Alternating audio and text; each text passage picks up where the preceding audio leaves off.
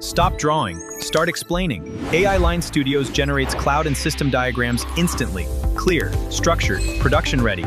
Hello everyone, welcome to Airline Studio tutorial 75, and today's topic is how to add a marching dot animation and anything diagram in Airline Studio.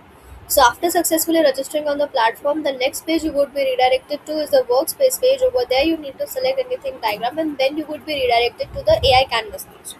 This page in general we use to generate our AI diagrams, and I have already generated the diagram for my use case, and my use case is client server communication diagram, and this diagram got generated in just 15 to 20 seconds. And today we are discussing about the animation, so kindly click on the animation panel, click on the marching dot animation, and you would see that there are few dots which will start marching around all the arrows.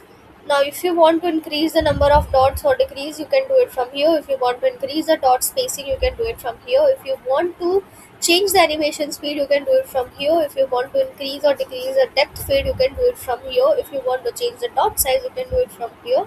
And if you want to update the dot color, you can do it from here. If you want to update the glow intensity, you can do it from here.